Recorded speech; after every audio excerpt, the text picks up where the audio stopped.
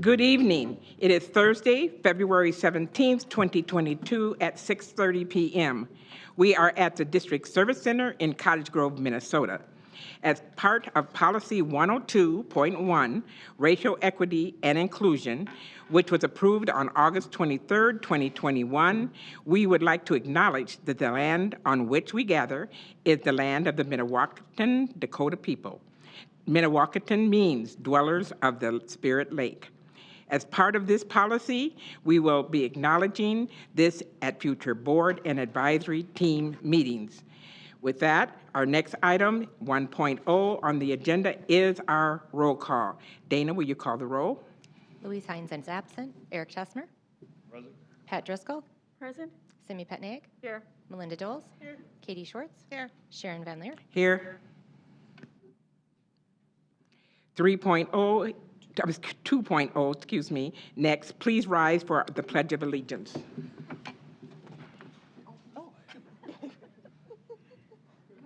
Allegiance to the flag of the United States of America and to the republic for which it stands, one nation, under God, indivisible, with liberty and justice for all. 3.0 is the approval of our agenda. Can I get a motion to approve the agenda, amending the order of the information item hearing 7.3 immediately following the consent agenda items? Second. Moved by Melinda, second by Katie. All those in favor? Aye. Aye. All those opposed? Motion carried. Okay, next, 4.0, Student District Ambassadors Report, and that will be presented this evening by our Superintendent, Julie Nielsen. Good evening. We are excited to host 3 new student ambassadors, and I will just say that it is so much more than leadership and serving their school and having a voice. I have really noticed that we're in our 3rd meeting right now, and just how our students are connecting. They're learning each other's names from elementary to middle to high school. They get to be in various groups together, and so there are just so many positive things that are happening with our students. What I'd like to do before I start asking questions of our elementary and middle, and then we'll let Mia talk, I'd like each of them to just go through and introduce yourself and just share what school you're from. Evan.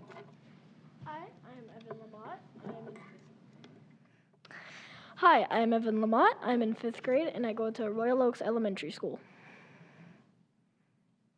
Hi, I'm Arian Wallen, and I go to Lake Middle School. Hi, I'm Mia McGraw. I'm a senior at Park High School. Great. And students, you can actually keep your mics on right now. We won't play the back and forth. This will be like muting on the computer. Let's just keep them on. Just don't breathe too heavy, all right? Yeah. So to start with Mr. Evan, why don't you share with our school board, what do you like about going to Royal Oaks? What are your favorite things in school? Well, what I love about Royal Oaks is definitely most of the teachers and a lot of the students that participate there. The teachers are very kind and understanding, and I would not change anything about them. The students, there's been no bullying, so I am very excited about that. And the students are very nice and kind. And what would you say, Evan, is your favorite subject area? What are you most interested in? I do like science very much a lot, because I like everything. The experiments are really fun. Fabulous. So, Evan, can you share with the board? We all know that we have a student group at your school, and then there's that district representation. Can you share a little bit with the board about what things you're working on and doing at the school level? Well, we have an idea box, and students, not just ambassadors or student council, just regular students can walk by and they can write down what they have an idea to make help school or just make school better. And then the principal or anyone takes it to us, and we can share it to the principal what good ideas we thought there were, and she can say yes because of this and that, or no because of this and that. Fabulous. And so, Evan, can you share just some things that you've learned about the district? We've had 3 district meetings so far. So what have you learned about the district? What I've learned about the district is that we really care about equality and welcoming other students. Fabulous. And so why don't you talk just a little bit about, in our 3 meetings, some of the highlights and some of the work that we've done? Well, some of the highlights and work we've done are the posters that we work on and feelings, symbols, and words. Like words we would like students to feel when we looked at them, and the symbols that we could put on the posters. And so we actually, this week, students drafted posters, and then the communications team came in, and they listened to the various ideas from high school, middle, and elementary. They took all of those ideas. There was a poster, as Evan said, that had feelings, words, and symbols. Thank you. And so then our communications department is going to work with what our students shared and put some posters and images together that represent a welcoming and inclusive environment. So Evan, before I go to the next one, I know that Evan has prepared a lot of notes, and so I'm just going to say, do you have anything else to share? You can look through your notebook. It's okay. I can share what's kind of going on in my class in school. Sure. So basically what's going on in my class in school is that we just had a Light the Night or Pennies for Patients fundraiser.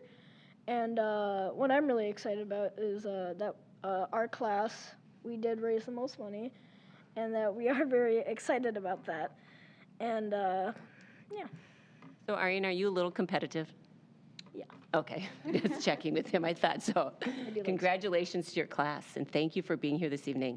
Aryan, I'm going to move on to you. Do you want to just talk a little bit about Lake Middle School and what you like about going to school there? It's all of the teachers and students are very nice. They kind of, we've talked about in some of the classes, like the community that is Lake Middle School, that we kind of all understand each other at least a little bit because of going to the same school, and I'm sure that's the same for every place in the district. I've never had really a bad experience with any of the students. So Aryan, what things are you working on at Lake Middle School with your student ambassador group at the school level? We've talked about somewhat the posters, not as much, kind of just bringing it from the district back to the school, and then ideas for the district meetings and ways to improve the school and things we can change and add. And so you were part of our 3 meetings, I believe. Were you at all 3? What things have you learned about the district, or what things did you pick up working with your various groups? I didn't really know a lot. I kind of just saw the posters every day, and I didn't know really much behind them. And that was kind of explained, like, kind of the process of the posters being made. And I thought that was really interesting. I didn't know that it was a thing until I became a student ambassador. And I think that was, we talked about the posters, and we've certainly gotten some feedback about that. And so what we wanted to make sure is that the images in our classroom reflects our students' thinking and where they're at. And so we certainly got to see a lot.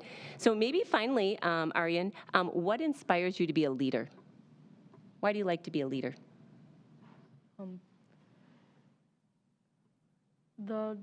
Just seeing something that is going on that, like, if there is a place, when there's a place for a leader, that's kind of just being able to help, at least in some way, even if it's small. Correct, and I think all of our leaders and ambassadors together, when they work at their tables, are great problem solvers together. Mia, I'm going to turn it over to you, and as a senior at Park High School, I'm going to just let you take the floor, and she has a whole bunch of different things to cover. And Mia, have you been part of all 3 meetings? Yeah, Okay. except for the very first one Okay. in person. Great. So at Park, our student ambassador group, our last meeting we talked about the new equity team that's going on, and we're involving students at Park to be a part of this team just so we hear experiences from those students. We have also discussed staff going through more training and protocols for racial issues / discrimination because that has been a big topic going on at Park. We also have discussed the different options of learning in the future and this is kind of more of a fun one, but Mr. Herber, our principal, has discussed a possible field trip for us to go down to the basement to see the tunnels. But the high schoolers, we kind of took a different turn of conversation about the posters. We did come up with all of the new ideas and kind of like what we liked, but we also did want to acknowledge that posters are a good first step, and we want to make sure that students are feeling comfortable and safe, but we also need to acknowledge that posters sometimes don't do much or can be seen as performative. We want students to feel safe, but we also want to acknowledge that like there are issues with other students who may not feel the same way as the posters, and so that can kind of make the safe environment at school not occur like how we would want it to. A poster is not going to change, like at the high school level, it's not going to change someone's belief. Seeing something like All Are Welcome or Black Lives Matter, if someone disagrees with that, they're not going to change their mind by seeing a poster. And we'd hope that we can start taking bigger actions or steps to work on making schools a safer place instead of just having posters seen around the school. And we just want to make sure that when we have All Are Welcome signs or Black Lives Matter signs across the school, that that is seen throughout the district by students and staff. Let's see. We have also talked about the growth of our district and the new plans. I think Ria at the last school board meeting talked about how Plan C or Plan 3 was our favorite one. And so we kind of discussed that too as a high school group at the last meeting. And so like a really big concern about high schoolers have is the overcrowding that's currently going on. There's not enough parking spots, there's not enough room in cafeterias or halls or classrooms. So we like Plan C because we feel like that would give us the most space. And in the long run, it would be the most effective, although it is the most expensive. And I also wanted to touch base on how district ambassador meetings have allowed me to connect with students across the district. So, for example, on the bus ride over to the last district ambassador meeting, I was able to connect with a 5th grader who went to the elementary school that I went to. So it was really interesting to see what has changed or what has stayed the same in the past 7 years. And so the high schoolers, we have a really easy time talking to each other and relating to each other. So we had a really long conversation about colleges and different types of majors or different colleges we were interested in, and kind of helping guide those who weren't seniors into their college process. And we also like to compare and contrast our experiences at the 3 different high schools because they are different. So we were talking about how Park has an inclusion center that's really used heavily, and we think like at Park that's a really important part of our day-to-day lives. But at Eastridge and Woodbury, they don't have a community space like that. And then obviously like how Park has the IB diploma system, and the other schools don't. So we at Park kind of lack some of the APs that they have, but also they feel like they're missing out on some of the IB courses. And when Mia and I were speaking earlier in preparation for this, she talked about just the posters. And I think board members, you know that we had concerns from parents and families in the communities. And I think what I appreciated about hearing from the students is that that is really a very small step, that when we talk about race, culture, and equity, it really is about mindset and perspective. And so I thought that was good for her to be able to share with you kind of what the thoughts and feelings were. So thank you to our 3 students. Students, before we close up, is there anything else that you were just waiting to share that maybe either you didn't get asked or you didn't have time to share? Anything else? All right. We thank our ambassadors. They are wonderful connections to our schools and then to district level. So thank you.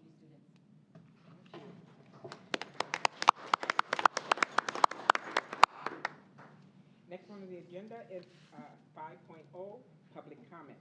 At this time, individuals may speak to school board on any item relating to South Washington County Schools.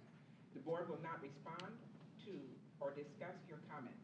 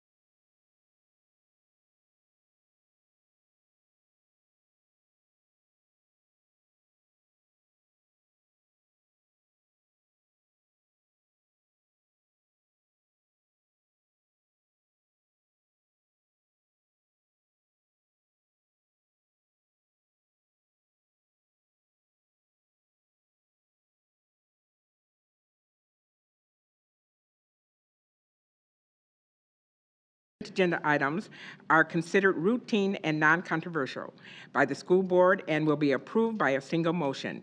There will be no separate decision on these items. Prior to this meeting, board members have had the opportunity to review each of these items and may request that any item be moved to an action item for individual consideration. Can I have a motion to approve the consent agenda items? So move. Pat? Eric. It was moved by Pat and seconded by Eric. Is there any discussion? Oh, it says, okay. You want to talk about? One of the items in the consent agenda is our acceptance of gifts. We do want to acknowledge that for the month of January, we received $33,235.21. And cash donations for the school year, the 21-22 school year so far, is $317,791.41. These names of the donors will be scrolling after the meeting, so if you are out in the community, please thank these people and also patronize their businesses. Thank you. Okay, all those in favor say aye. Aye. All those opposed? Motion passes. Next, we have 7.0. We amended the agenda at the beginning of the meeting to hear 7.3, the Native American Parent Advisory. This will be presented this evening by Assistant Superintendent Kelly Jensen.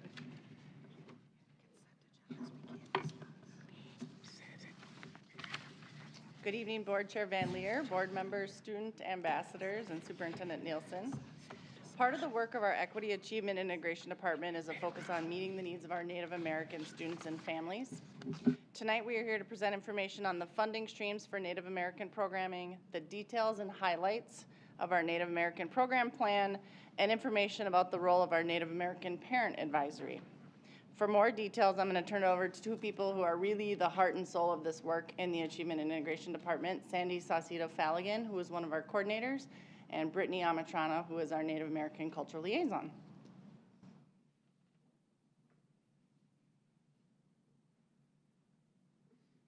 Good evening, everyone. Thank you for having us. So I'd like to start off with funding. Our Native American programming, education programming, comes from two funding streams. The first one is from our state funding, and these are both grants.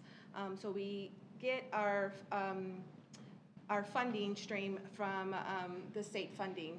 I keep saying state funding, I'm sorry.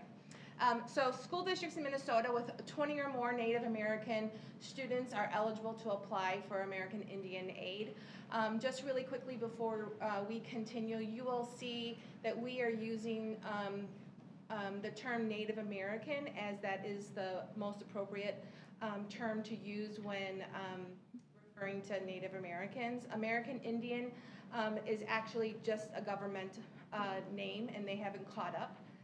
So when we refer to American Indian, we're referring to a technical name that the government calls Native American peoples. We apply every year for our state grants, and the purpose is to increase academic achievement and decrease the dropout rate and improve school climate for Native American students in a culturally appropriate manner. And then our second funding stream comes from our federal grant. Our federal grant this year was actually changed. Oh, sorry. I'm using my teacher voice. So our federal grant is actually changed. It was a yearly grant or an annual grant that we would have to apply every year. But last year it changed to a 3-year grant. And how this funding is achieved is by counting the number of 506 forms by families. So for each Native American student that is enrolled in a Native American tribe, they can submit a 506 form, and then we can use that number for funding, and they base our funding on that number. As of last year, we had 70 506 forms, and we continue to try to get more so that we can increase our funding for our Native American students.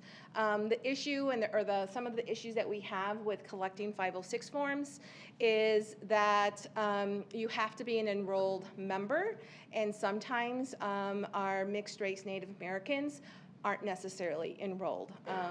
So there's some struggle and obstacles for some of our families to actually get enrolled and be counted as Native American, even though they identify as Native American. Can I give an example? Yep.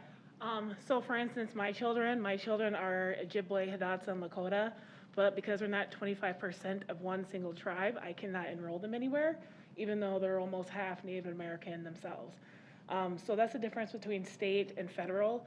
Federal, that blood quantum issue with the federal government is more of an issue, or the state, as long as you can prove descendancy. So, for example, my kids can prove descendancy because I'm an enrolled member. My parents and my grandparents, it's not an issue. With the federal guidelines, it's a little bit more strict.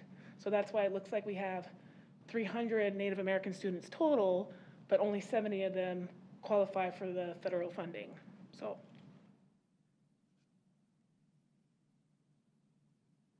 So our goals that we've proposed are, we have about 5 goals that we're sharing. Our first goal is to support post-secondary preparation for Native American pupils, and we do this in a couple of different ways.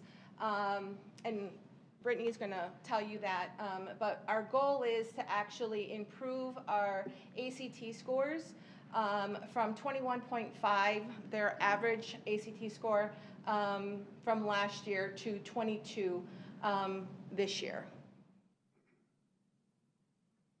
Our second goal is to support the academic achievement of Native Americans again, and this is really looking at those who is proficient in benchmark assessments. And we are asking that our Native American students have a measure of success of at least 70% proficient. Our third one is to making curriculum relevant to the needs and interests and cultural heritage of our Native American students. This is something that we've been really striving and really working hard towards this goal. This year, working with TLS closely around social studies standards and curriculum around that, and then also a different program that we're starting with our elementary students that we started last year, and we'll talk a little bit about that and how we're doing that. Yep. Sorry. No, with the retention rate, the issue that I've been here for almost 5 years, the issue I keep seeing is that when they're in 8th grade, sometimes I'll start off with like 35 8th grade Native American students. By the time I follow these kids to their senior year, I only have like 9 left because they keep leaving the district. And a lot of these families, they have, 3+ children. So if I have 3 or 4 families leave, that's a good chunk of my numbers that are leaving already. So that's when I talk about retention, because with the graduation rates, I would love it if I had all, 35, 40 of my students there, when really I'm only working with 10 after 4 years. Mm-hmm. And a big piece of that is, do our Native American students see themselves in the curriculum? Right? We know that research shows that students do better. They want to stay in school and they want to be in school when they see themselves in the curriculum. Our fourth area is to provide positive reinforcement of the self-image of Native Americans. And doing that by providing curriculum that is culturally responsive and authentic, and connecting stories and narratives of their culture, we're hoping that we can increase or decrease that gap between white and Native American students on the MCA scores. And then our fifth one is to develop intercultural awareness among pupils, parents, and staff. And this again goes to our graduation rate. This goes back to what I was talking about before, making sure that our parents and our students feel welcome in our schools. They see themselves in the curriculum. They see themselves in conversations in school. They are having conversations about their history and their culture in an authentic way. So we're hoping to do this to increase from 75% in 2020 to 78% this year. Last year we did have, I want to say 10 Native American seniors, and all of them graduated. Yep. Yes, so it was 100%. And again, that number is always skewed because the way we catch if they're Native American or not, we probably had like 15, but it looks like only 10 graduated, but really we probably had all 15 graduate. So it's just verbiage and how exactly are we tracking these students, which has always been an issue with state and federal. All right, plan strategies. Well, the first one, community cultural liaison, that's me. I support students and families. This year has been a lot of emotional support, especially at certain schools, just given the incidences that happened within the last year. I continue to help with professional development with Native American history and education. I do staff trainings. I've been going into classroom, especially Native American Heritage Month. And I'm actually really proud of some of this, like a lot of the schools and teachers who are taking it upon themselves to learn the verbiage and the actual history and stuff. So sometimes I come in and I'm like, you guys are doing great. Like, this is easy for me. I get to do the fun stuff with the cultural trunks and stuff. Parent Advisory Committee, continuing to recruit. That's been an issue. Family engagement events. So with my family engagement events, I usually have an elder come and bless the evening, bless the meal and stuff. With elders, it's been tricky with COVID, just because with that spike that we had to cancel some events. Some said, well, let's switch it to virtual. My families are kind of getting burnt out on virtual stuff. So we just said, you know what, let's just hold everything off until after February and let's just kickstart things up again. Native American education resources, those are on the website. We have things for teachers, students, parents. Highlights of Native American, oh, there you go. Highlights of Native American education programming. Again, I continue to, we continue to work with teachers and elementary, secondary level. Another thing that I've been introducing to middle school students, SoWashCo, we just got introduced a high school course guide, and I've been introducing that to 8th graders, using that to kind of help them plan classes if they're looking to a certain career when they graduate. ACT tutoring to all juniors. Again, this year the participation is low. This is our 3rd year doing it virtual ever since 2020. Hopefully when we go back to in-person, maybe we'll see higher participation. And then building a Native American lending library, which is located at Crestview, but we're still tweaking that. So I'm the only one that's kind of utilizing it when I do presentations. Again, cultural trunks, land acknowledgement, which the board did this evening, website resources, drive-through. The only real event that we had was a back to school event, and that was a drive-through. They got a traditional meal, they got school supplies. Shakopee Mindewakanton tribe donated all the school supplies again.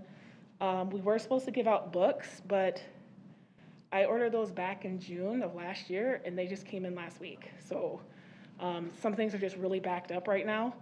And then we're gonna start family nights in March. And then on to the Native American one-on-one reading connection program. This program is actually our pride and joy right now. So Brittany had this wonderful idea of how to connect to our students through reading in a one-to-one program. And basically our purpose is to just grow and support a strong foundation in reading. We know that in 833 and in most schools, our Native American students actually do pretty well in elementary and in middle school, but probably midway through middle school and entering to high school, their interest starts to wane, and they end up, unfortunately, being high-risk students and dropping out, and it's very difficult to get them to graduation. So what we're trying to do is with this program is is to pair them up with a tutor, with a reading tutor. We first started to aim at students who had a lower skill level in reading, but actually we took some gifted students and some just anybody who was interested, and they get 1 to 2 tutoring sessions, a one-to-one with a tutor. It's either virtual or in person. But the different thing about this is that all of the text is culturally authentic. They're written by Native Americans about Native Americans.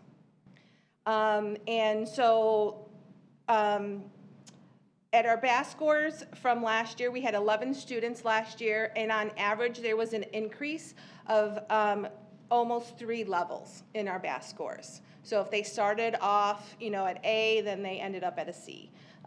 And that was average. We even had one student who jumped from, and he's still in the program, he's jumped 7 BAS levels since then. And we started this program back in last March. So he's had 2 sessions of it, and he's jumped 7 levels. And it's also showing in the MAP scores as well that he's taking. This year, we have 7 students, and right now, currently, we've had 12 sessions, and their average increase is also around 2 to 3 levels. So that's been really good. It's some really good preliminary data that we're getting. Going back to that research of authentic, culturally authentic text and connecting to our students. Nope. All right. We also have a parent advisory committee, and this is required by the state and by the federal grants. We have to have a parent committee. Again, state and federal is different. They have different regulations. You can have as little as 2 people on the state committee, a parent committee. Last year, the federal grant actually required that we had 8 members. So we had to recruit some new members in that. Since then, though, unfortunately, we have had one person move out and another person not be, again, sign up for the committee this year. But currently, our parent committees are Robert Tweedy, he is the chair. Todd Olson is a new parent. Catherine Kabisi is a teacher. Great-grandmother Mary Lyons is our elder. And then Mika? Mm-hmm. Mika Hunter is our student. She's actually at Park. And so we're still in the process of recruiting more parents.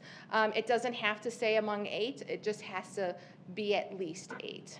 So that's something that's going to come. So one of the last things that we have to do is for the state grant is that the parent committee has to vote concurrence or non-concurrence, where in this really they believe whether the district is trying its best and trying to meet the goals that we've set forth. We have not had a chance to meet very often this year due to COVID restrictions and mitigations and people's different schedules and people being sick, but we are planning to meet later this month. Actually, I believe on Tuesday we are meeting, and the vote will be entered into the state by the end of March. So, thank you again for supporting our Native American education in SoWashCo. Do you have any questions? I had one question. Brittany, you talked about how you would have 35 kids in 8th grade, and then by the time you get to 12th grade, there's 10 of them.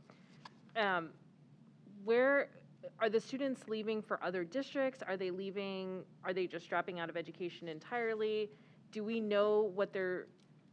So both. Sometimes, like if things start getting difficult out of school, like say if truancy becomes an issue, I do notice families just kind of like leave, they just go.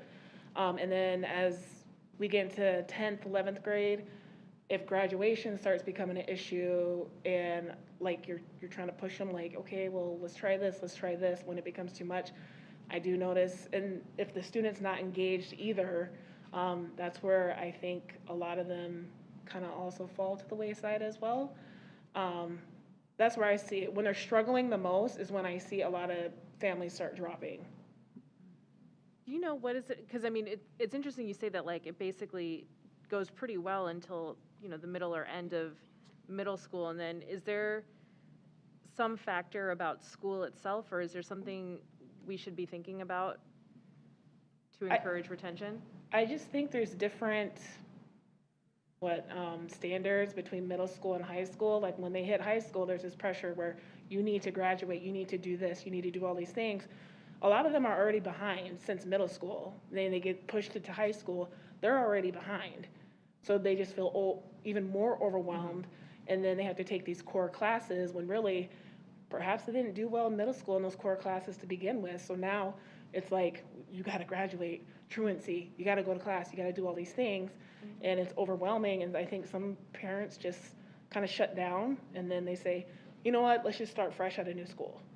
Okay. I think we also have to recognize that child development at that time really changes. In the middle school age, we know that children at that age, they really start to identify who they are and how they recognize themselves and where they fit in the world. So if they are starting to identify and not see themselves and not hear their stories, I think that also is a blow to their self-esteem, right? So if they're failing and then they still don't know where they are or where they fit in the world, that will also contribute to that. And another thing too, some of my families come from majority Native American communities, and they come here because they want the better schools, they want the better education, not realizing how huge these schools are, and they're not going to know everybody, and maybe it's a little bit harder to make friends, or there's not a lot of people that look like you. I think that plays a factor too, because when I get to know my families, a lot of them come from majority Native American towns or communities within Minnesota. So I think that might have something to do with it too. Thanks. Brittany and Sandy, I'd like just to add that we had our parent ambassador committee, and maybe someone has shared back with you, but it was definitely a highlight talking about the student reading program. It came up, and a number of parents just talked about how successful their kids were with that. So I was excited to hear you talk about that tonight. So thank you. Any more questions? Yeah, I have a question. Sorry. Thank you both for your presentation. It was very informative. And I might have missed this. How long have you guys been involved in this program? With the state funding, where we've actually have Native American programming. Correct. I think it's been 5 years, 6 years, 7 years. Yeah. Okay. Before either of us came Before on. either of Okay. us came on. Yeah. Would you, I mean, overall, would you say that the trends that you're seeing in the achievement gaps, test scores and that have been positive? I believe so, Yeah. yeah. I Okay. mean, if we look at our data throughout the last 7 years, even within the last couple of years, you can see that that gap is closing and that our achievement is. I mean, even last year, we had the 10 students graduate from high school, and we are seeing that, even though they're lower numbers. But again, yeah, we are seeing it. Okay, and that was kind of my next part of my question, I guess, was just, did you notice any of I guess, fallback in the last year and a half with the? I think the fallback is just normal. It's along with the COVID issues. We have to remember that the Native American community is a community. They're very communal. It's a communal lifestyle, right? And so that takes an effect. They're very close knit. So yeah, there has been a slide. But we're trying to fill in those gaps where we can. Brittany we need to clone her, to tell you the truth. We need to clone her and make like 5 of her, actually 24, so she can be in each of our schools. But she's able to reach out to a lot of the families, and our cultural liaisons are also able to help with those connections as well. Well, and with this reading program, and we offer tutoring scholarships as well the tutoring scholarships go to the ones with the highest need first, and then we try to filter them out from there. But we have noticed there has been an increase in tutoring scholarships requests as well. And so that's always a hard job, trying to filter that out, like, okay, where can we give this to? And usually older high schoolers get it first, and then it goes down to 8th graders after that. And we're actually also expanding the one-on-one reading program. It was just elementary, and now we're going to go up to 6th grade. So there's been some families of 6th graders who are interested in the program. Thanks. I appreciate your work. Thank you. Any other questions? Thank you, Brittany. Thank you. Thank you. Wonderful job, you guys. All right, next is 7.1, budget updates, and that it will be presented tonight by our Director of Finance and Operations, Dan Pine.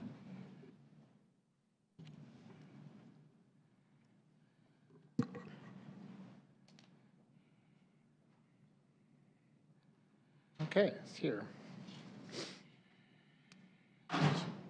You're not going to start the clock on me? Good evening, Chair Van Leer, members of the school board, Superintendent Nielsen, student members. Tonight we'll be giving you our monthly budget update. And this is the time of year when we're kind of in the middle. We're working on next year's budget. This year's budget is happening. So really what we kind of concentrate on this time of year is seeing how the enrollment is coming forward. I will tell you a quick story for Chair Van Leer. It was Valentine's Day this last week. Of course, so Saturday night we thought we would go out. Of course, it was packed. I made reservations. Get to the restaurant. It was so packed. They had no server. They had not many servers, and they said, "Oh, I'm really sorry, but your table's not ready yet. We're really short-staffed and all." And they said, "Do you mind if you wait a bit?" And I said, "Yeah, that's fine, sure." I said, "Great, take these drinks to table 9. It didn't really happen. Okay.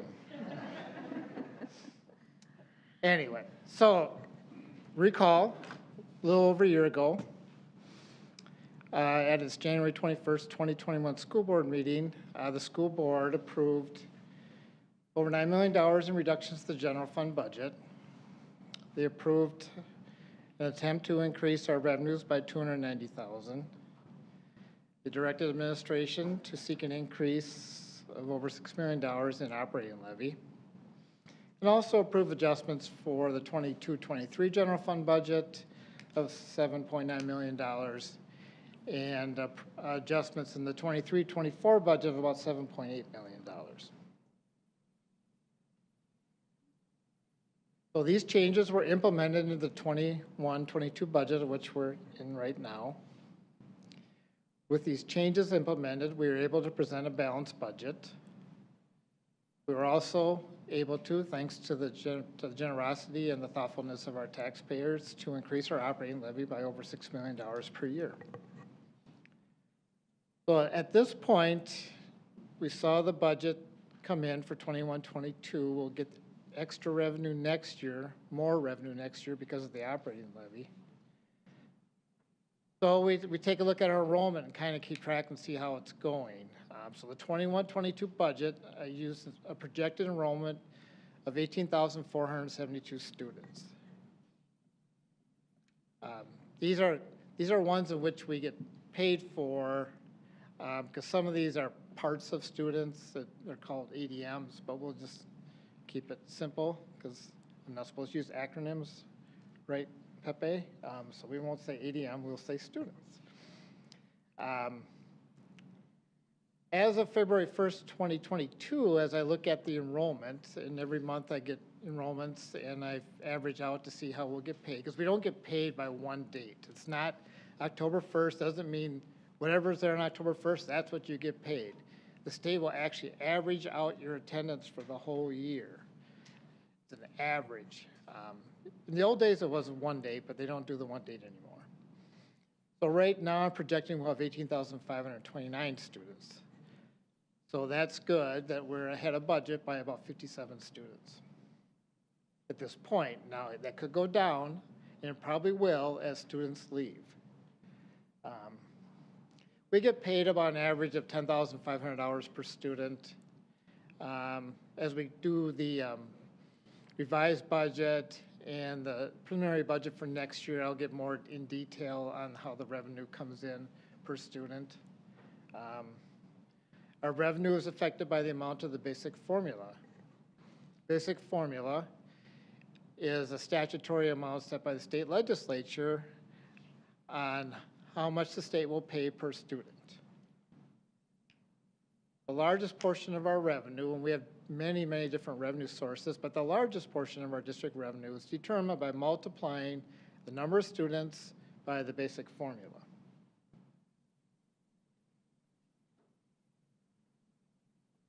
Basic formula has never been a number that was a formula. I mean, at one point it was determined this is how much it costs to educate a child in Minnesota. But that was determined way back before the newest century started. Since then, the amount is adjusted based on many different factors.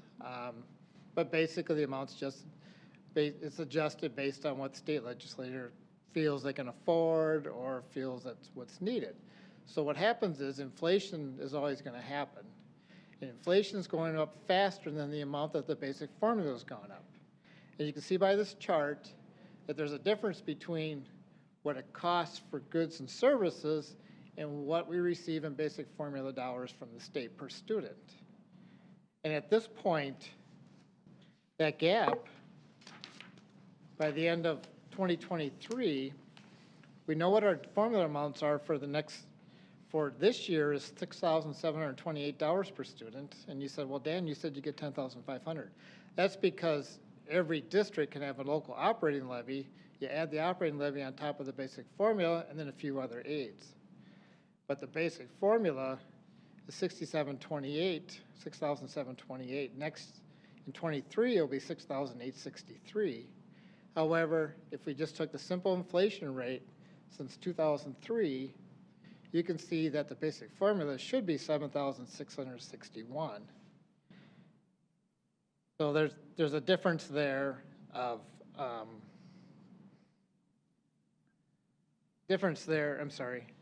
of over $700 between that. So that would be $700 times all our students in extra revenue we would have. However, we don't. We go by the basic formula.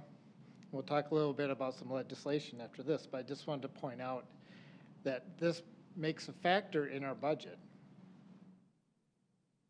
So if we look at some recent enrollment history, just so you kind of know, actually the school year of 2019 and 2020, it produced our largest enrollment ever, 18,754.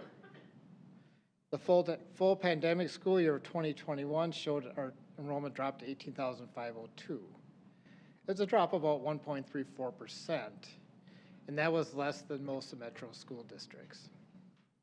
However, that number of students dropping resulted in a reduction of our revenue of $2.6 million from the previous year. So as we look, just thumbnail to the future, and we'll get more deep into our revised budget at future board meetings and our new budget, but as I look at it, it looks to be that the unassigned general fund balance should hover around 7% at the end of this fiscal year of 2021-22. We will bring forth some policies maybe to talk about what our fund balance should be, and we'll get some advice from our Citizens Financial Advisory Committee, and we'll bring that forward in coming months. As I look next year, thumbnailing, I can see, I look at, where will our revenue increase in 22-23? Enrollment increasing, I see an increase of almost $1 million. The formula is increasing by 2%. That's an increase of about $2.7 million. We know we have an operating levy increase of $6 million. Special education revenue will probably increase about $1.5 million, but that's because our expenses are rising by $3 million. We get reimbursed half of what our expenses are. There's an equity adjustment because you can't have too much good news. You pass the levy and they reduce your equity aid. So it's about $10.4 million. Sounds good, but then you look at our expenses, just thumbnail those expenses, cost of living on all our salaries, contract settlements at reasonable rates, cost about $6.4 million. Supplies going up about $100,000, and then services going up, mainly utilities, tuitions to other districts, other services. We see an increase of about $1.6 million. So those two, you know, we're only using, well, services I used a 5% increase, supplies only a 2% increase. So that's about $8 million more in expenses. Just note as we look to next year's budget and as we work through it that if you add a teaching FTE, it's generally about $100,000 and when you take the salaries plus the benefits. And the $8 million leaves about $2 million to increase the fund balance. So as we look what's going on at the legislative session, because that's important for our funding, just note this session is not a funding session. They approved their budget last time. They approved 2-year budgets. But we know there's a huge surplus available, over $1 billion. There's a few bills out there that may increase the formula. Whoops. The governor's proposed an increase to the formula. I have not seen the bill written for that, to do that, although there is a bill out there that would tie the formula directly to inflation. So there wouldn't be a debate on what the formula should be. It will be whatever it was plus the amount of inflation for that year. Bear in mind, if the formula was increased by 1%, that's about $1.4 million for our district. They're also considering special education funding. So stay tuned with the legislator. And we'll have more information next month on what's going on to see if there's any new dollars coming in for funding. With that, I could take any questions. I should note on enrollment that it's always a little tricky to predict it during the pandemic and such, knowing what's going which way. I did look last year on the runs that we were thinking for this year. And at this time last year, we had, if I can find my notes,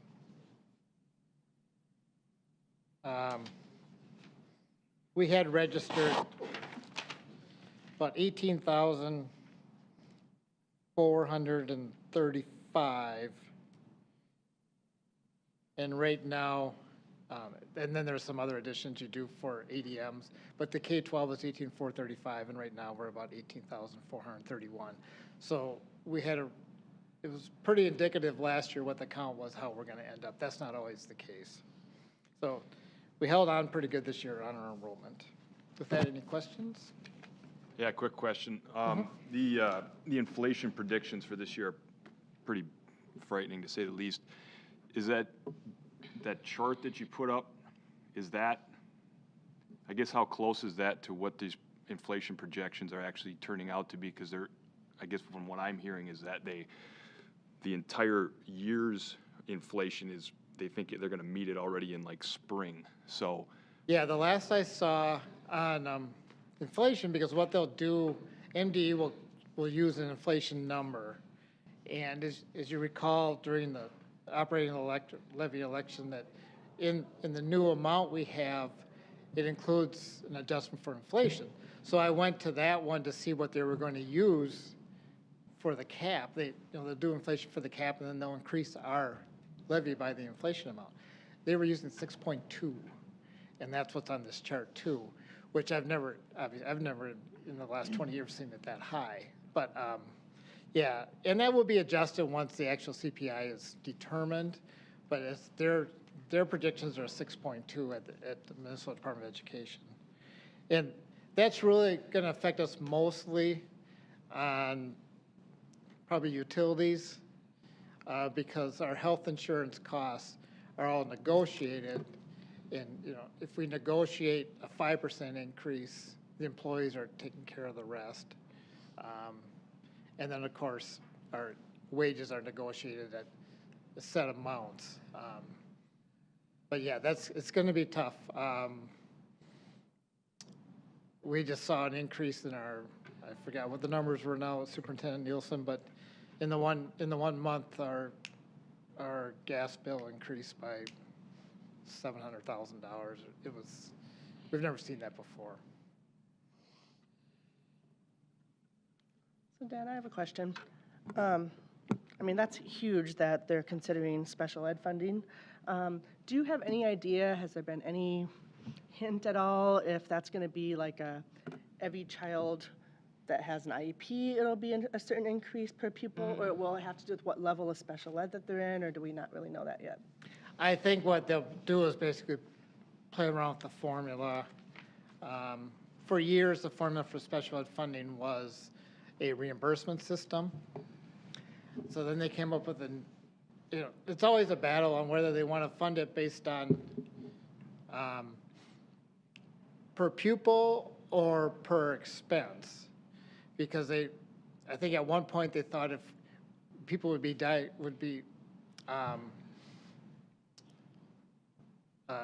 forgetting the name, not diagnosing or not labeling, but, having kids in special ed just so they would get more money because it's per pupil. So then they went back and said, well, no, we're just going to pay you for what it costs to service the kids. And now they're back to the other model again, but they will take the new model and compare it to the old model. It's a lot of models. But what we're looking for is really the gap. And in this district, we have a special education cross subsidy of about $18 million, meaning that what we get for special ed aid is about $18 million less than what we spend on special education. My fear politically, after watching this go on for so many years, is it's kind of rob Peter to pay Paul. But what they'll do is, we'll give you more special ed, but then we can't give you much in the formula. So it's a tough one.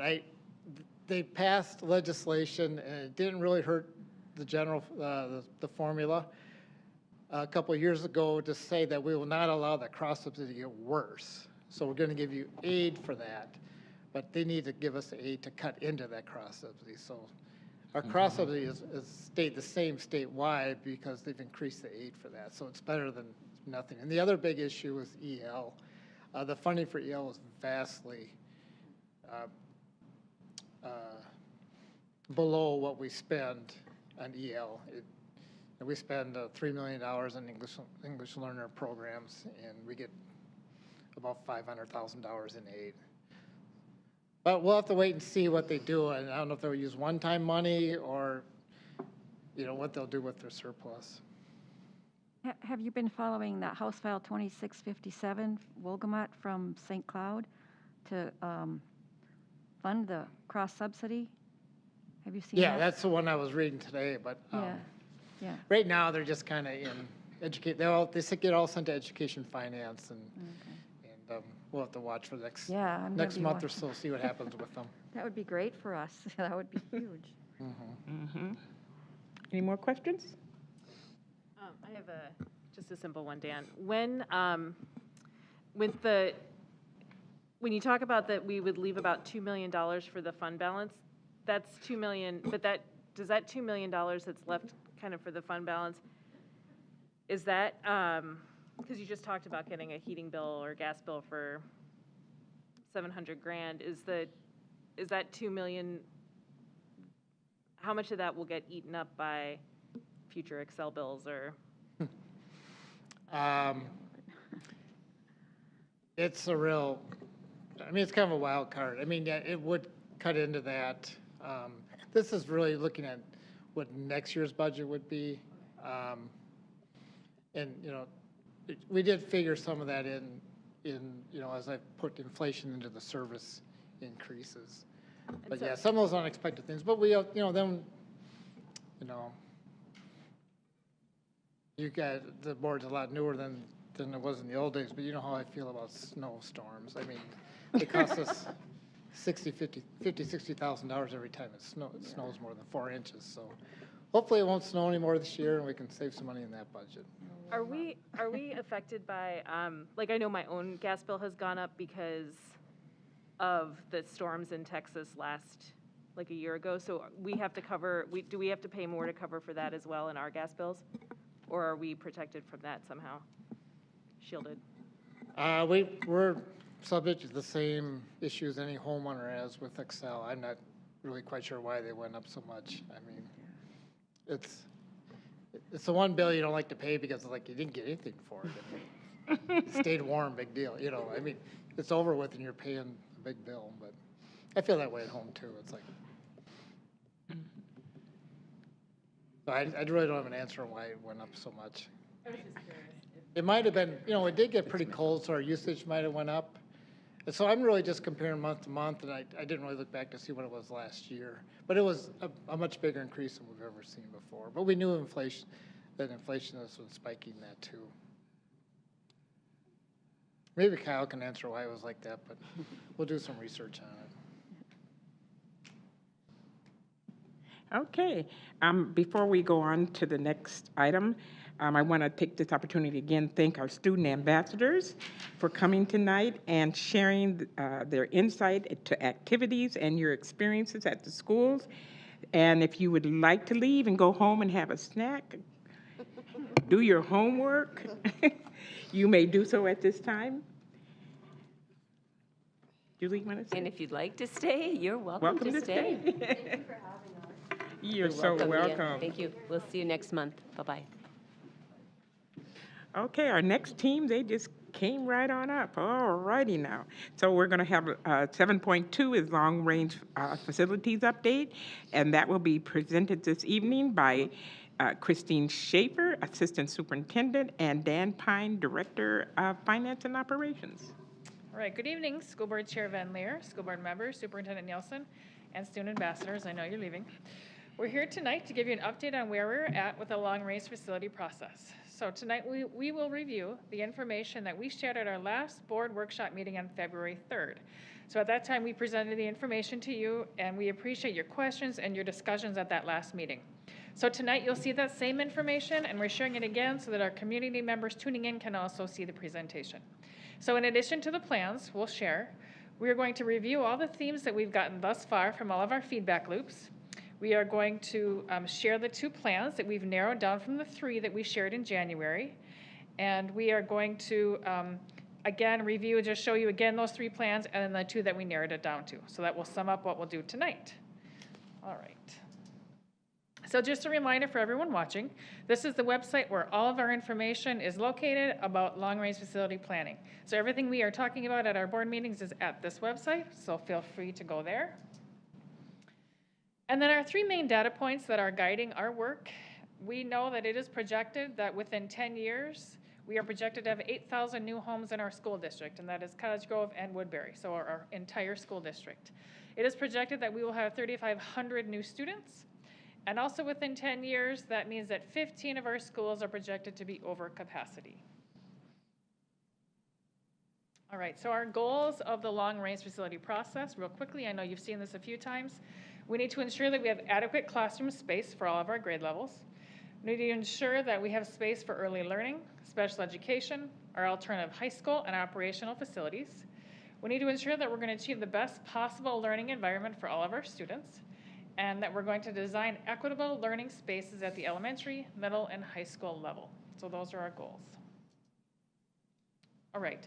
At the board meeting, I believe it was in November, that you approved our guiding change document. These are the goals on that document that we are going to address with this 10-year facility plan.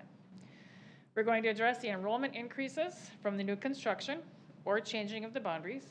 We're going to address the modernization of some of our classroom spaces, the needed renovations such as elementary bathrooms that we've needed for a while.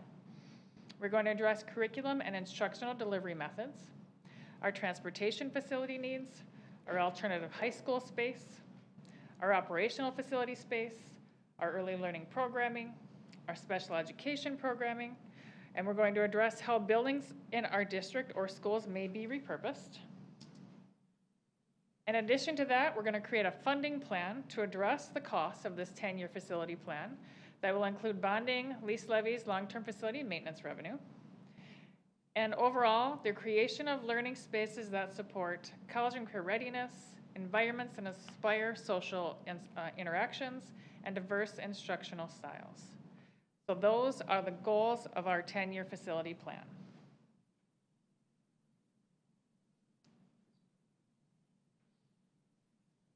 And I will review with you the enrollment numbers that we're looking at. And when we talk about enrollment for this plan, we have to remember, when I talk about enrollment for funding, it mainly has to do with K-12. But when we talk about enrollment for this plan, we have to consider students all the way from birth to 21.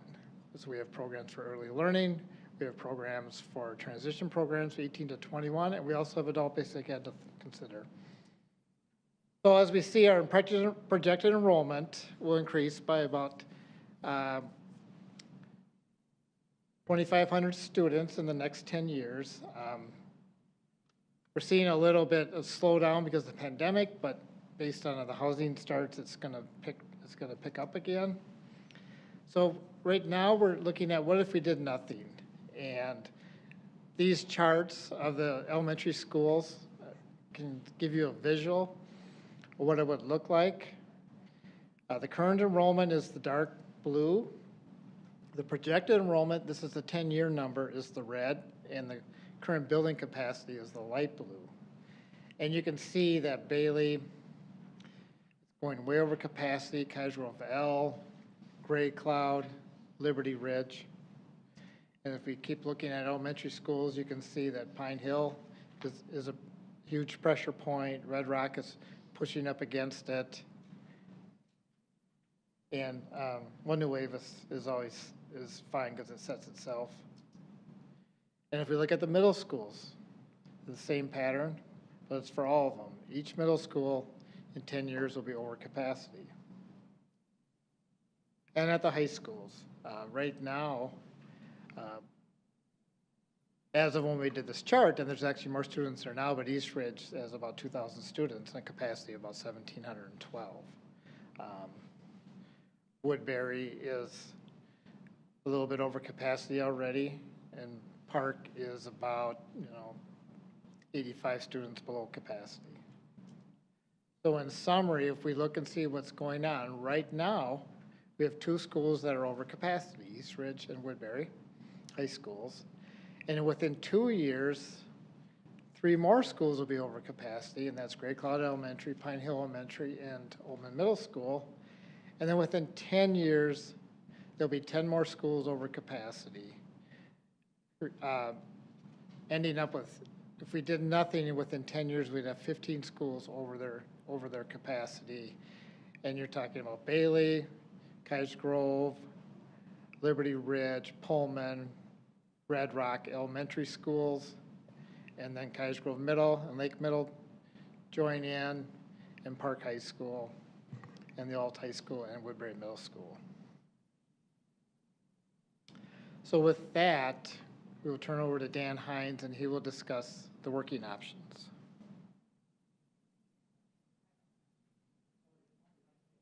That's me. So if you remember in the January school board meetings, we reviewed 3 plans with you, working option A, B, and C. So I'm going to review those real quickly so you can see what those are and then see the 2 that we're condensing them down to. So working option A. So that one was a new elementary school in a central location, moving the alternative high school to an existing space in the district. Current high schools will increase to 2,400 seats, so that's additions on the high schools.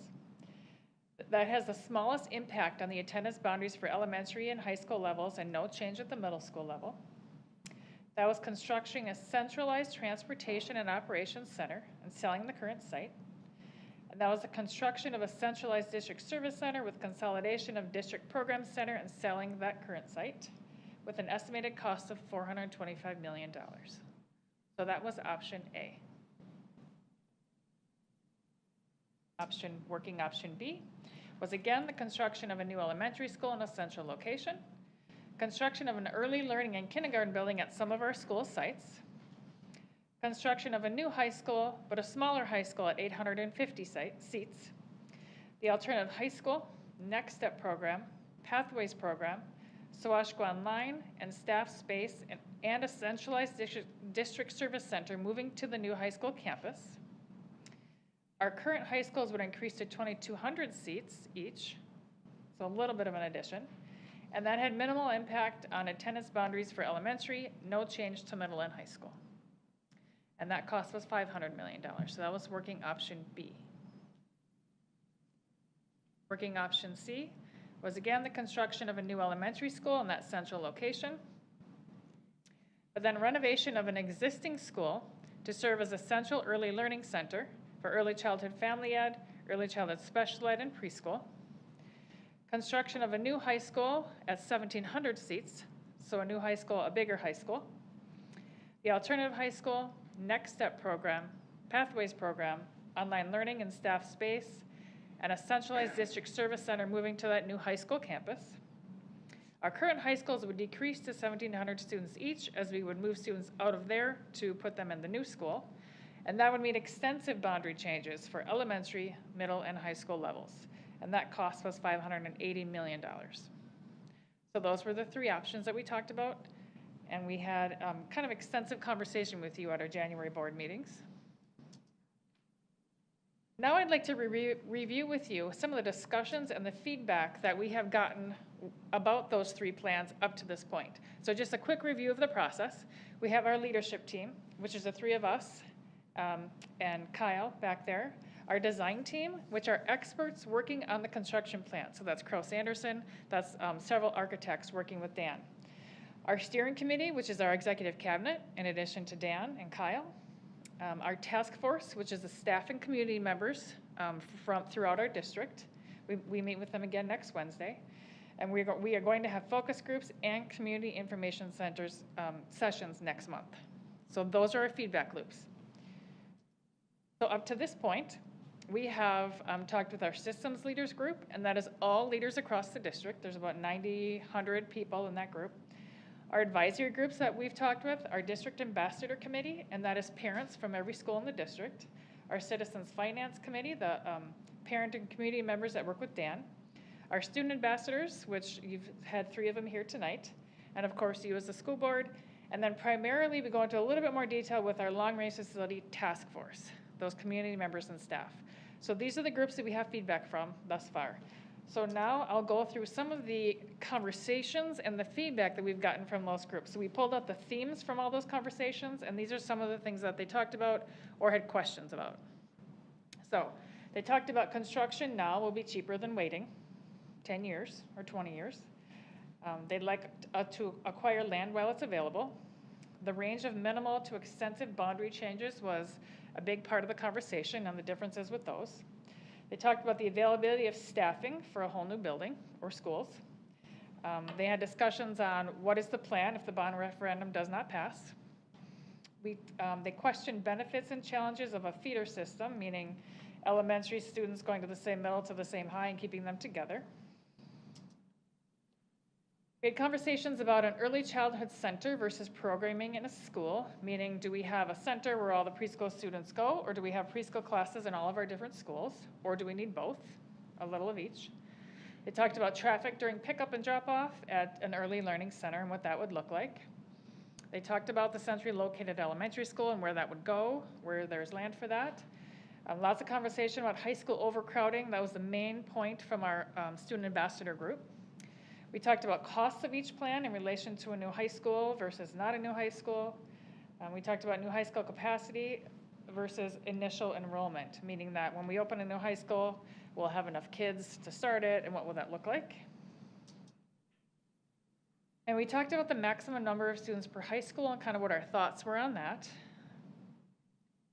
Lots of conversation about equitable course offerings and athletic considerations, meaning in a bigger high school or versus a smaller high school, are there more course offerings if it's bigger? Are there less opportunities for athletics and other things in a bigger high school? Talked about consolidation of district administration to one place, consolidation of transportation and operations center together and what that would mean. And then the placement of a transportation for efficient service. So as our school district gets bigger and our transportation center is south in Cottage Grove, and we're servicing all of Woodbury and north of Woodbury, the efficiency of that. Right, so those were the conversations and the trends and the themes from all of the feedback we've gotten so far. So with that, and with the conversations that we've had with all of you, we have now narrowed it down to 2 plans that I will have Dan Hines talk through next.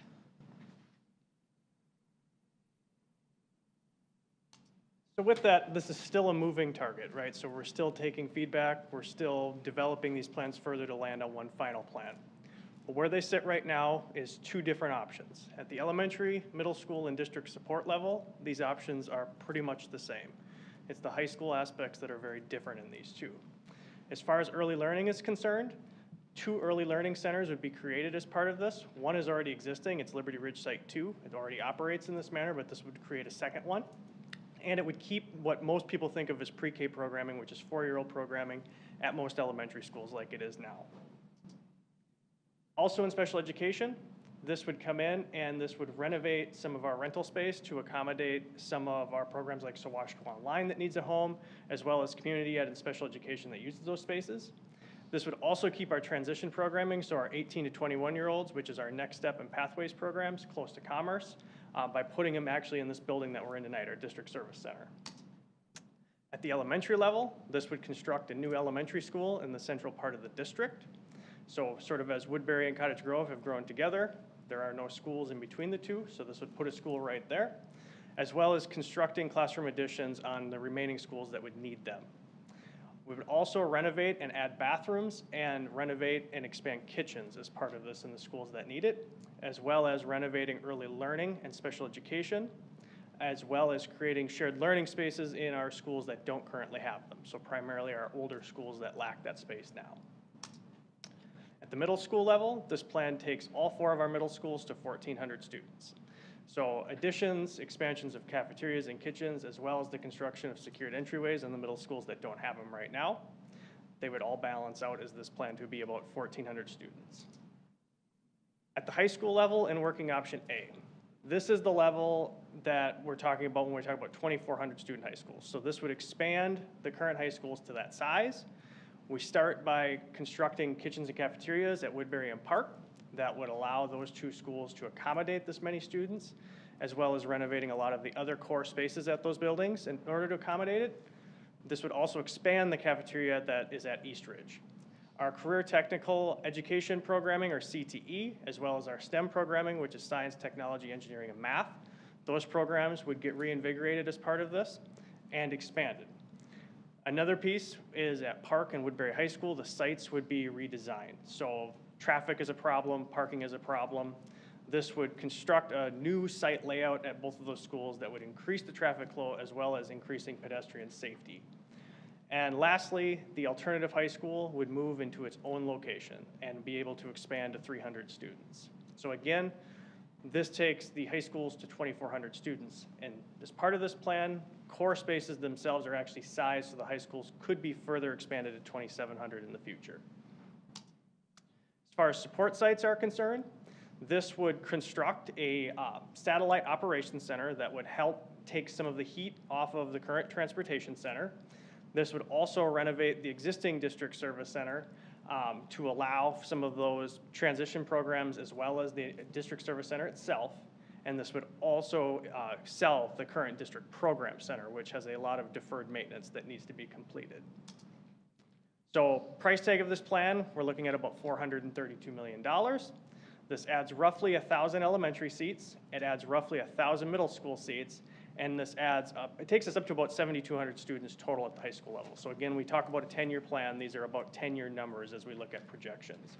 The alternative high school is a 300-seat capacity.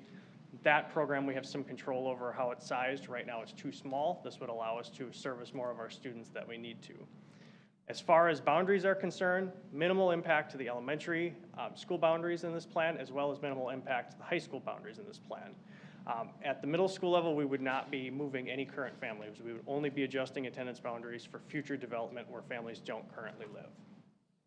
And also a part of this plan would be purchasing land proactively, knowing that our district is not going to just stop growing in 10 years' time. This would purchase land on the front end to ensure that we have it available as we start to grow even larger. With working option B, I'll go through them again just as review, but the components in early learning, elementary, middle school, and district support are the same in this plan. So again, that's the creation of 2 early learning centers, one of which being the existing Liberty Ridge Site 2. This keeps our 4-year-old pre-K programming at most of our elementary schools. At special education, we would start renovating some of our special education spaces to accommodate our programs like SoWashCo Online, community education, and some of our bespoke special ed programming like programs. This would take our transition programming, put it into the district service center, keep it close to commerce, renovate the space so the program is bespoke in its intent. At the elementary level, basis of this is really the construction of that central elementary school to accommodate where all that growth is happening right now, as well as the construction of classroom additions on our remaining elementary schools that would need them after that. We would renovate and add bathrooms, as well as expand kitchens at the schools that need it, as well as renovate our early learning and special education programming district-wide, and create those shared learning spaces at the schools that don't have them now. Middle schools, again, this is constructing classroom additions to go to 1,400 students each, expanding kitchens and cafeterias where they're needed, and constructing those secured entryways on the schools that currently lack them. Where this plan's different is at the high school level. So the main basis of this plan is the construction of a new 4th traditional high school sized to 1,700. That's similar to what Eastridge High School was sized when it was constructed. Current high schools maintain their current capacity, so no additional capacity added to current high schools. But the central core spaces, having already been pushed beyond their bounds today, would be reconstructed as a part of this plan, even at our existing high schools of Park and Woodbury. So new kitchens and cafeterias at those schools, despite no new classrooms. That allows, again, looking beyond, knowing the growth isn't going to stop in 10 years, not only for those schools to operate better today, but be expanded in the future if need be. We would also create multi-purpose space at our existing high schools for online learning. So as online learning has supplemented traditional brick and mortar education, we have to have space for those students to go during the day when they're taking supplemental classes. So this would create that multi-purpose space where students can break out during the day, but also use it for other things off hours. Again, in this plan, we still renovate and expand our career and tech programming as well as our STEM programming. And the alternative high school still moves to its own location and expands to 300 students. The Park and Woodbury High School sites are redesigned in this, so parking is improved, traffic flow is improved, pedestrian safety is improved. And as far as our support sites, again, these are the same. That satellite operations facility allows our facilities management department and all of the services it has to move to another site, allowing this building to expand for our transitions programming, as well as allowing for additional bus parking that we currently lack. This building is renovated to allow for a consolidation of administration, but primarily for moving our transitions program into our district service center, keeping them close to commerce and allowing our leases to run their term. And we would still sell the district program center as part of this plan. So this plan, we're talking about a $582 million price tag. Again, with elementary and middle school, each of those goes up by 1,000 students total in capacity. At the high school level, we gain almost 2,000 students capacity. Really, that's that 1,700 high school. And that takes us up to about 7,500 seats. So there is about a 400 seat addition in this plan comparative to Plan A at the high school level. And the alternative high school is still 300 seats in this plan. Boundary-wise, the elementary and middle school boundaries are the same in working option A. Where this plan is different in boundaries is at the high school level. Building a 1,700 seat high school, we have to fill it up, and then we also have to realign our existing schools in order to backfill the students that we take. So there would be widespread and extensive boundary changes at the high school level in this plan. So between the two, just again, as we look at price tag, roughly $150 million price tag difference between the two, and that is really just that price of the construction of the new 4th high school. So as we look through comparing these two working options, we can see that there are some key points, some of them the same, some of them different. 2 early learning sites, both plans. We look at renovating our early learning and special education classrooms in both plans. The construction of a new centrally located elementary school is in both plans. The middle schools go to 1,400 students each in both plans. Where they start to deviate is in Plan A. the high schools expand to 2,400 seats each, with a further expansion planned for 2,700 students. And Plan B, it would be the construction of the new fourth high school, which would be sized to 1,700 students, but current high schools would remain the same size, although their central core spaces like their cafeterias would still be expanded. Attendance boundaries at the elementary and middle school level, the same between both plans. So we're talking about some changes at the elementary level to current elementary students, no changes to current middle school students. In Plan A, similar to the elementary, at the high school level where there would be some changes, but they would be minimal and scaled back with all we could. But in Plan B, the high school boundaries would be extensively changed. And lastly, as we look at land, in both plans we purchase land. As far as Plan B, we build the fourth high school on the new land. Plan A, we buy the new land preemptively, knowing that developers are buying land and it's getting more expensive.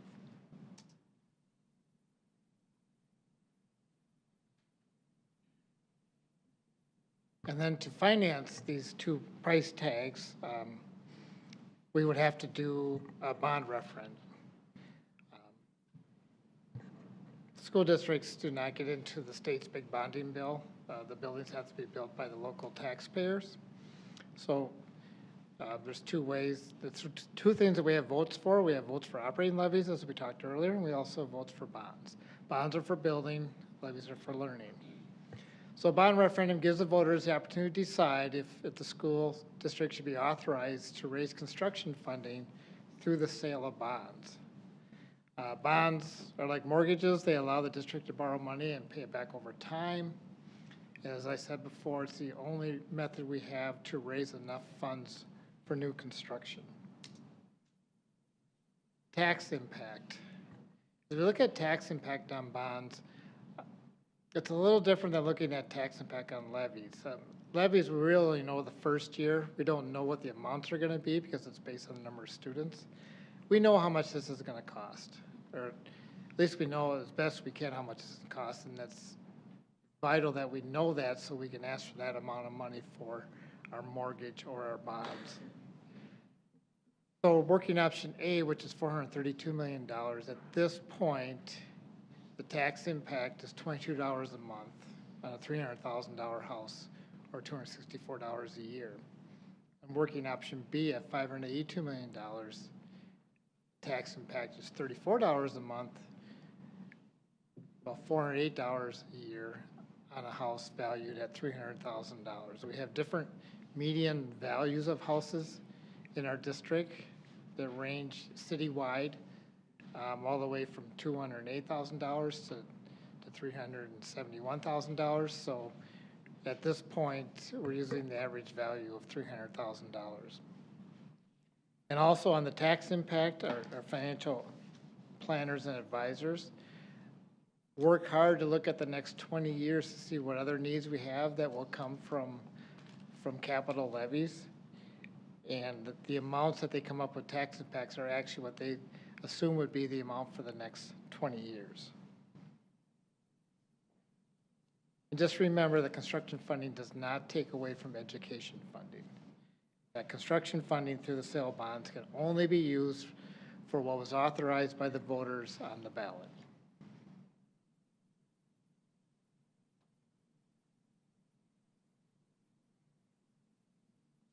All right, so just a quick look at our timeline.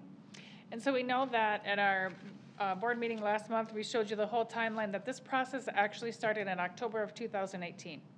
And so this timeline, we're just going to start with what we're doing this year. So in November 2021, the Long Range Facility team, we updated you on the current and projected enrollment and housing developments. We gathered the task force back together, and we reviewed the information with them as well. The design team and the leadership committee reviewed the previous plans in December and looked at, does that still accommodate the growth that we're seeing and the new facility and student needs? And planning began for the bond referendum election for August 9th, pending board approval. January, we looked at new plans, enrollment data, and timelines. We shared that with all of you, and we shared it with the task force and got feedback from several groups. And now here we are in February. We are updating the plans and sharing them with you today. In March, so next month, a couple weeks actually, we are going to narrow down to one preferred plan and share that with you and the community. So we will narrow down with your feedback and all the feedback we're still getting and narrow that down to one plan. Also in March, we plan to have community information sessions scheduled to share the preferred plan and gather feedback from community members. In April, we will be coming to you with a request for board approval for one final long-range facility proposal. And we will request board approval to ask voters to consider construction funding through a bond referendum. So that will happen in April. Then in June, we'll begin sharing election information, tax impact, and sample ballots with voters to prep for the bond referendum. August 9th, 2022, we will have a special election for the bond referendum to fund the construction of this long-range facility plan. And then again, a reminder, the earliest completed construction of new buildings and boundary changes will not take place till the fall of 2025.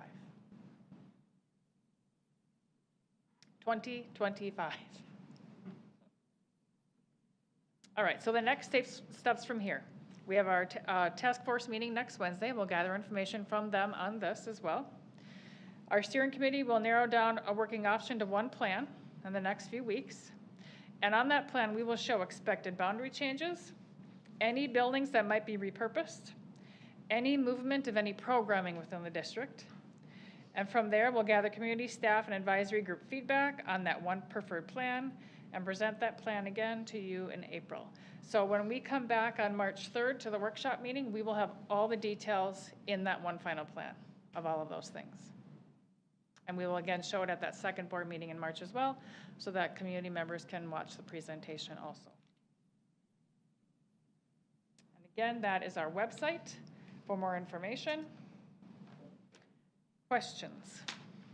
Yep, Pat? I have a question for Dan, and this question's been asked before. I just want it to be for the people to hear the answer. And the question is, with 8,000 homes being built in the next 10 years, that must have some kind of a tax impact on, school taxes. So is that included in what we're projecting as funding, or we can't include that until the houses are really here? For the tax impact, when we figure that out, like I said, they're figuring out a number that it's different than the operating, where this number is going to be what they're thinking would be for the next 20 years. Mm-hmm. So what they do when they do that, they do put in growth. But they didn't put in, they're conservative, they're being counters like I am, so they only put in like 1 or 2%. And if this number of homes, when this number of homes come in, we'll see a larger increase in our tax base of 2%, so yes. And that effect would be the fact of more taxes coming in. Would that possibly reduce everybody else's? Yes, what it does, because you're asking for one set amount, mm-hmm. Based on, we'll say, 100,000 taxpayers. If you suddenly have 120,000 taxpayers, you're still only asking for the same amount. So you're just splitting the pie up better. Right. Yes. Okay. Thank you. They did consider some of that splitting, but a conservative rate. Hey, Dan, or I guess probably Dan. No, not you, Dan. I think Dan. No, I think Dan Pine. Can you talk about? So I see a little chatter where people say, well, are these students really going to materialize? And so can you talk a little bit about the demographic projections and kind of the accuracy that we've seen in the past and the confidence we have in them going forward? Yeah, and I think I'll let Dan Hines answer that one because he's the one that ran the last numbers. That's okay. We both look at him, but he ran through the generator last. So because you asked a hard question, I'll go ahead and answer it. So what we do is we look at, as houses are built, we look at how many students actually move into those houses. And so we can look historically back for decades, really, but we use a 10-year window because that's most accurate. Look at in the last 10 years, how many addresses were added within our community. And then out of those addresses, how many kids live in those homes. And then you track those, you come up with what's called the student generation rate. And that accounts inherently for students that, move from an older home in the district to a new home as well, because we still have the total number of students. So as students move back into the home that they moved out of, that still makes the number go up, which still affects the student generation rate. And so even things like retirement homes, sometimes people will say a retirement home doesn't generate students, but it actually does, because the people that are moving into the retirement home are leaving a house behind and younger families are moving into it. So there's a different figure that we use for every type of household on how we come up with that number that says 3,500 students. It's roughly a half an elementary student for a single family home. That's rough, and it depends on density, housing type, housing size. There's all sorts of figures that go into there. But when you look at it, you look and say roughly a single family home is half an elementary student. Now it's much lower for townhomes and apartments and things like that. That's why it's not perfect math. And then it's roughly a quarter of a student for middle school and roughly a quarter of a student for high school as well. So our student generation rate is actually pretty high. It's darn near one student per every single family home that goes up, which is one of the higher ones even in the country. So that's how we track it. That's the mystical math behind it.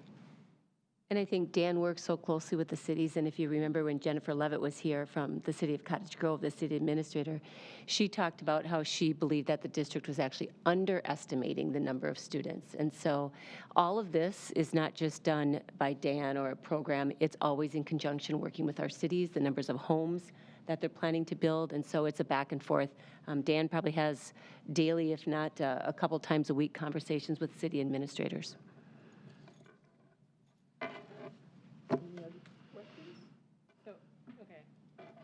So if this is, I think I may have asked this in a workshop, but I can't remember, to be really honest. If this is,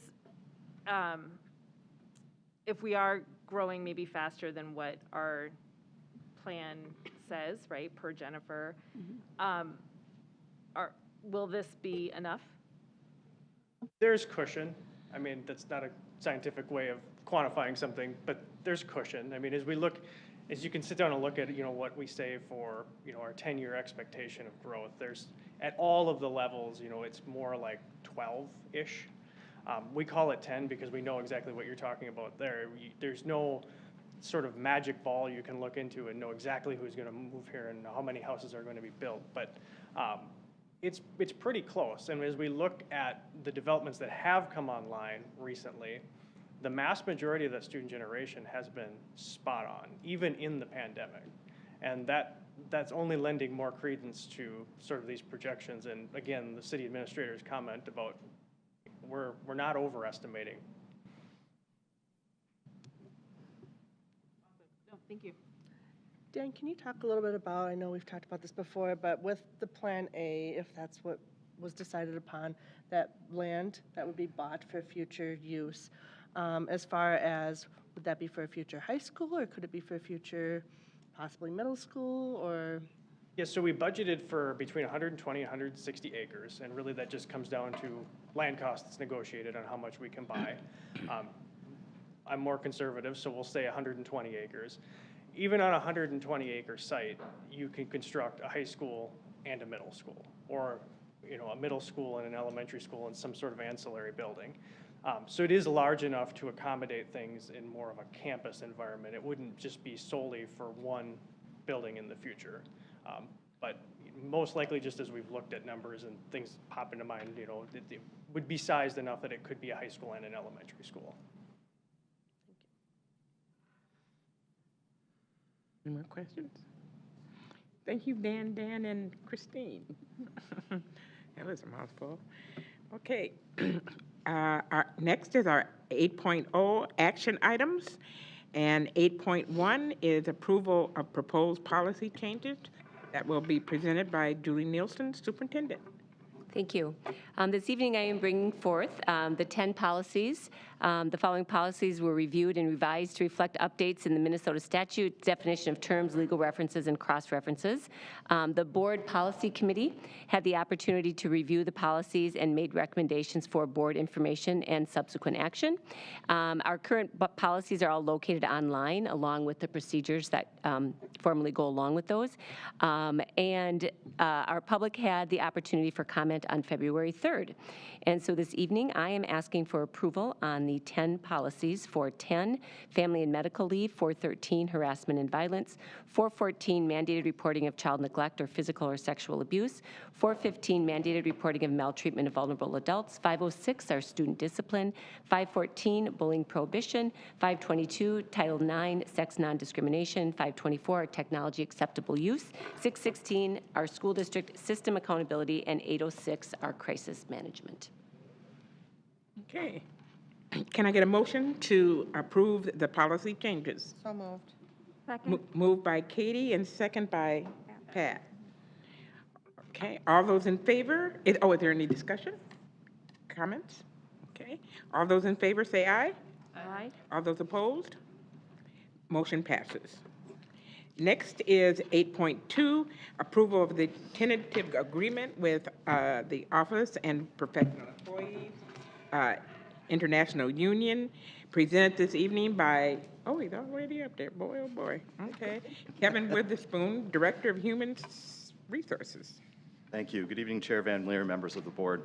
I'm here tonight seeking approval of the Office and Professional Employees International Union, which consists of our office professionals, health assistants, and healthcare specialists, amongst some others. This agreement is from July 1st, 2021 to June 30th, 2023, and the wages are a 2.5% increase in 21-22 and a 2.25 increase in 22-23 with a one-time payment of $800, which we've been doing with all of our bargaining groups as of late.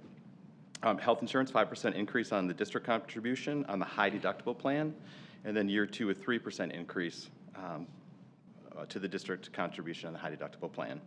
No change for VIBA life or dental contributions, and then we made one adjustment so that our office professionals can use of a paid absence leave for personal business increase from 2 to 3.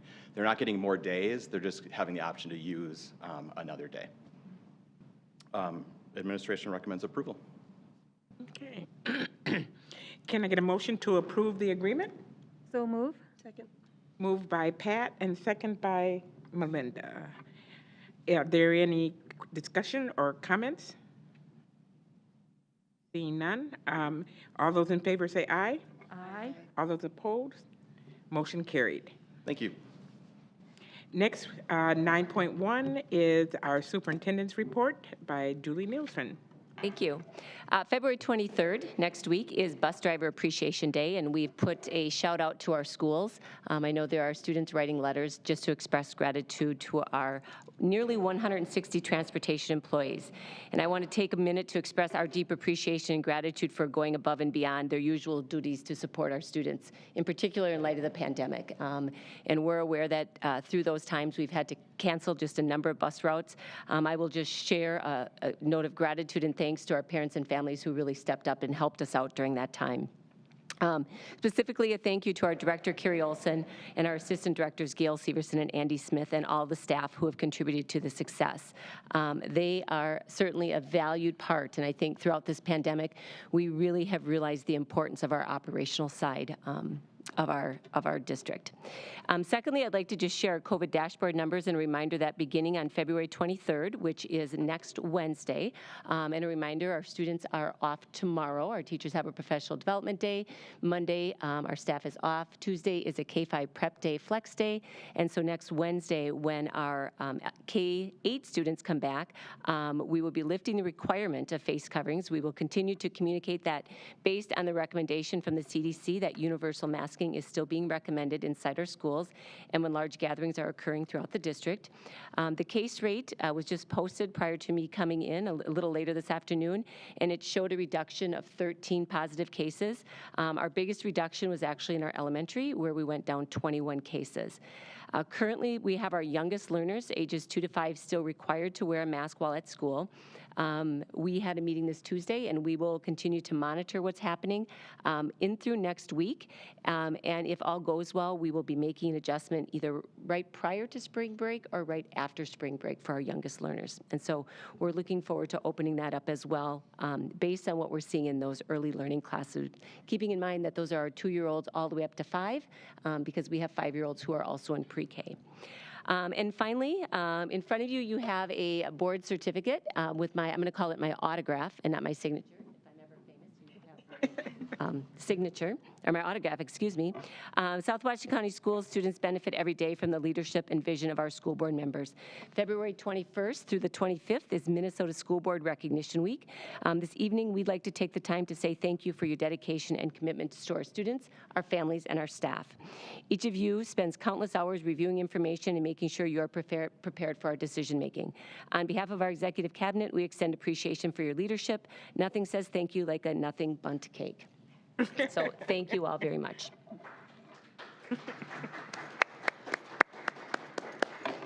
Well, Julie, we want to thank you for your leadership and thoughtfulness, for sure. Thank you. And thank you, board members, for all the hard work you do. Okay, 10.0 are our future meeting dates. We have a school board workshop meeting on March 3rd at the District Service Center at 6:30. And we have our business meeting on March 24th at the District Service Center at 6:30. And with that, we are 11.0, we are adjourned.